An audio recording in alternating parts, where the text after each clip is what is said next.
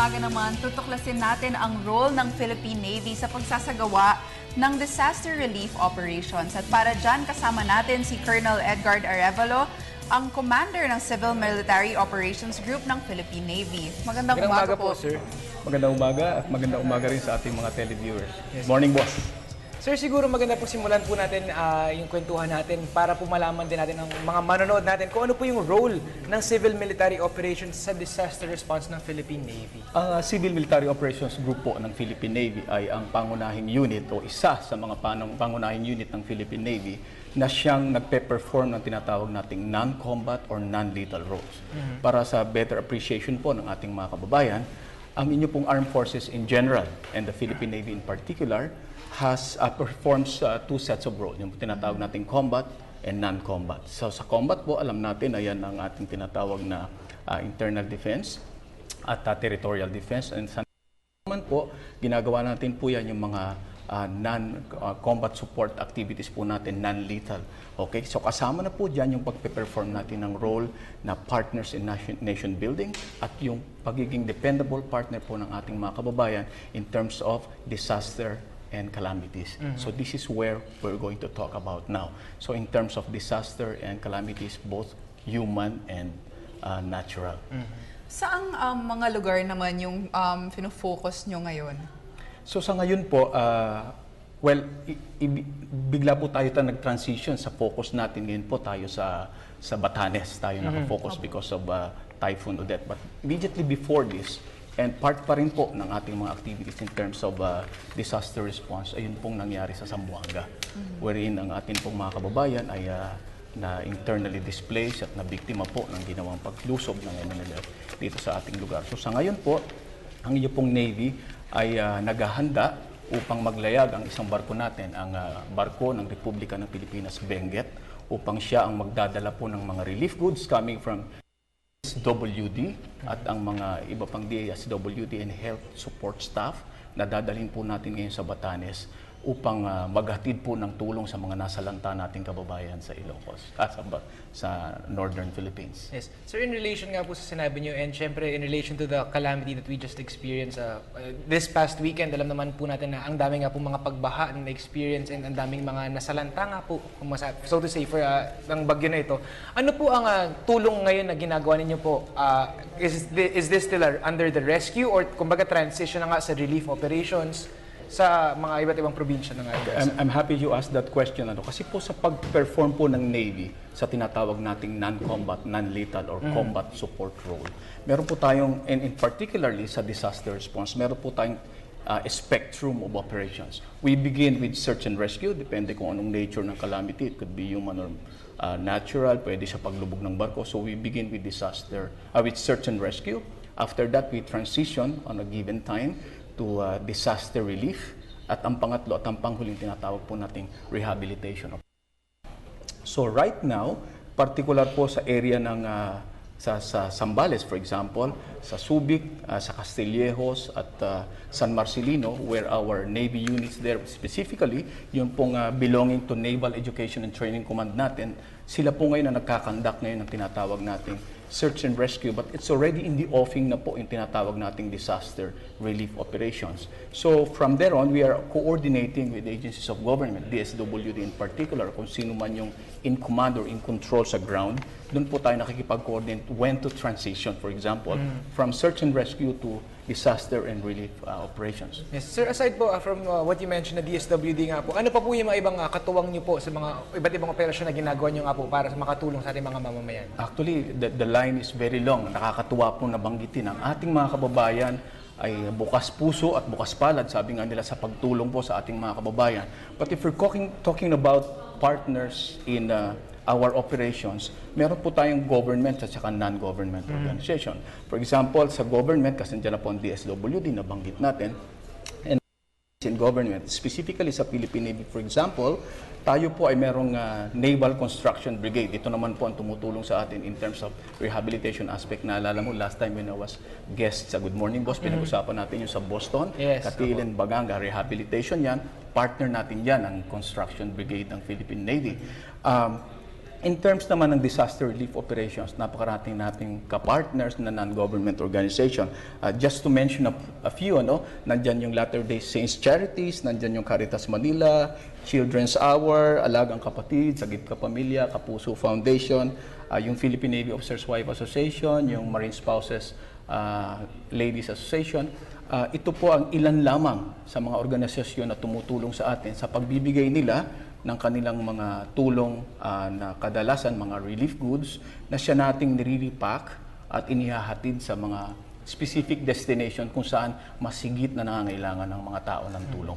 Okay. And Colonel, alam naman natin na during the Burr months, talagang marami pa tayong in-expect na malalakas na That's right. tag-ulan. Ano naman yung mga ginagawa nyo to prepare for these situations? At paano ba yung paraan nyo ng pag-deploy ng tao at ng relief goods? Okay. I'll start with yung mga period na may tinatawag tayong lull or slack sa mga ganito. Training, ginagawa natin. Inihahanda natin ang ating mga tauhan.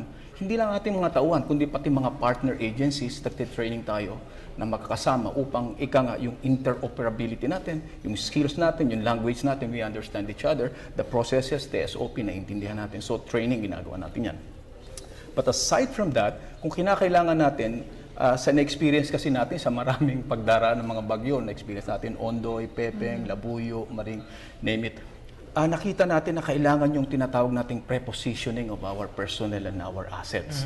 Kasi may mga pagkakataon na kung tatakbo ka from, for example, buhat dito, tatakbo ka ng Marikina, flooded yung streets, maraming traffic, hindi makalusot yung ating mga sakyan. Matatagalan po, kumbaga. Correct. So, kailangan nating i-preposition. And other than training, prepositioning, nag-ano din tayo, nagpe-pre-task organize tayo. Nagpe-pre-deploy tayo ng ating mga tauhan at equipment upang sa ganon, mas mabilis tayong makatugon. At higit sa lahat, coordinate din tayo sa political leadership to assist us in equipping our personnel. So other than training, equipping, coordination, at higit sa lahat, yung forewarning sa ating mga kababayan. Kasi walang pinaka-importante, lalo na sa mga pagkakataong tulad nito, na maging handa tayo.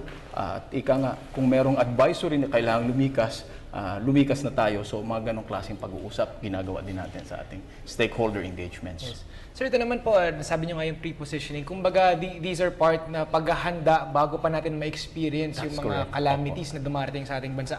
Ano pa po yung mga tutulong po natin or maikikwento po natin na mga pre-calamity na pwede nating paghahanda para sa ating mga mamamayan as well? Well, sa ngayon, ang pwede nating masabi ay ang bukas palad na pagtutulungan sa ating sa bawat ahensyang nakadaupang palad natin. Sa katunayan, bago pa man dumating ang mga kalamidad na tulad nito, aside from the trainings that we conduct, nakakatanggap na rin tayo ng maraming relief goods. As a matter of fact, ang Philippine Navy po ay nag-convert ng isa sa portion ng kanyang gymnasium upang natin ang pinaka-bodega where we could safeguard and keep ang mga relief goods na nauunang ipinadadala sa atin. So, kumbaga may stock na po kayo ng mga relief goods na ready Tama na po pong ipamigay anytime na kailangan. Tama po yan, may stock po tayo. But while we are at it, binabalanse din natin, sapagkat alam naman natin na minsan safekeeping is quite a concern, it's quite an issue, lalo na kung marami. Like ngayon, may karamihan na rin na nakarating sa atin. Storage is an issue. And then yung monitoring natin para hindi mag-expire, Yes. kung bigas dapat hindi aamagin, Correct. kung damit hindi mapipest. So lahat ito kinukonsider natin. And part pa rin ng stakeholder engagement natin, pinapaliwanag natin sa ating mga donors na keep the communication lines open, kumbaga. Kasi may mga pagkakataong tulad nito, bigla merong pangangailangan ng relief goods. Sa Zamboanga, for example. So, nananawagan tayo sa ating mga stakeholders. We use different means of media. Meron traditional media, may sulat, may social media, upang sa ganun dumarating. At nakakatuwa sapagkat ang pagdating po ng mga relief goods ay tuloy-tuloy. As a matter of fact, nakapag-load na po tayo ng ating mga relief goods natin sa Zamboanga until the need for an immediate response muna sa Batanes ay kinailangan natin. So, sinet aside po natin pansamantala yung mga dadalhin sana natin in support kasi marami naman na po napunta sa Zamboanga. So, ang attention na po natin ngayon, nakatuon naman ngayon papunta sa Batanes. So, any day or moment from now, as we speak, nagpe-prepare na po sila to set sail going to Batanes. So, marami pa po tayong activities. For example, sa Zamboanga, kung madakuhan natin sandali, ang atin pong mga units po doon ng Civil Military Operations, kaakibat po ang ating Naval Operating Forces doon sa pamumuno ni Admiral Isabel Ogador at ang ating pong Commander CMO unit doon, si Major Alano Abdul Halim.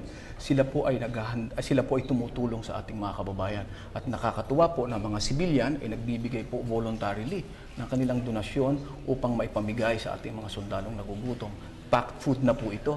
Sa katunayan, as of the report I was able to receive last night, around 607,000 worth of money na po kung bibilangin sa pera na po ng ating mga kababayan, ng mga sibilyan upang mapakain ang ating mga sundalo, tinutulungan po nila. At isa pa pong nakakatuwa rito is how the bayanihan spirit really comes alive sa Zamboanga.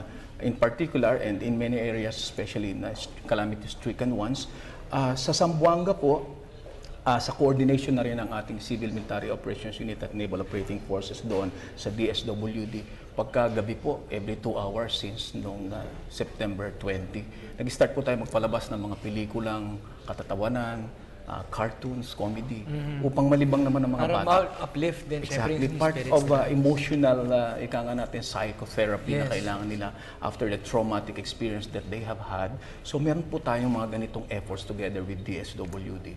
So, patuloy pa po ang ginagawa natin, and we are really very happy and overwhelmed about the response of our people sa mga panawagan natin sa mga pagtulong na katulad nito. Colonel, siguro paalam na lang natin sa ating mga viewers, para sa mga civilians na gusto rin tumulong, paano ba kayo maaabot? At siguro meron lang po kayong final message. Well, ang ko po, salamat sa pagkakataon sa ating mga kababayan ay una, pasasalamat sapagkat nakikita po natin, nabanggit nga natin, the bayanihan spirit is alive, nagtutulong-tulong po tayo, bukas palad, bukas puso, upang maibigay natin ang ating mahalagang tulong.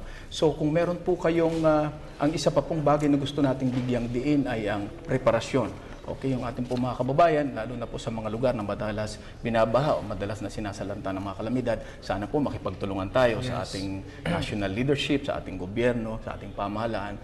Kasi pag nagsabay-sabay na po ang tawag, limitado po ang members ng Armed Forces, ng Philippine Navy. Limited po yan para tumakbo at tumulong, so importante pa rin po ang prevention. And finally, we would like to tell you on how you can contact us kung kailangan po ninyo ang tulong in terms of disaster operations, or magdo-donate po kayo ng inyong mga gustong itulong sa ating mga kababayan, na makukontakt nyo po kami sa Civil Military Operations Group.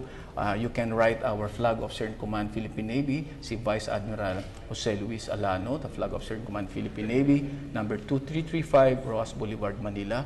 And then if naka-flash din po sa screen line at ang cellphone number na pwede po ninyong tawagan kung meron po kayong nais na ipaabot sa aming impormasyon o paghingi ng tulong o mga relief goods na gusto po ninyo makarating sa amin at ipagkakatiwala nyo sa amin upang makarating sa ating mga nangangailangang kababayan. Okay, maraming salamat po. Once again, that was Colonel Edgar Arevalo from the Civil Military Yes. Operations Group ng Philippine Navy. At yan, syempre,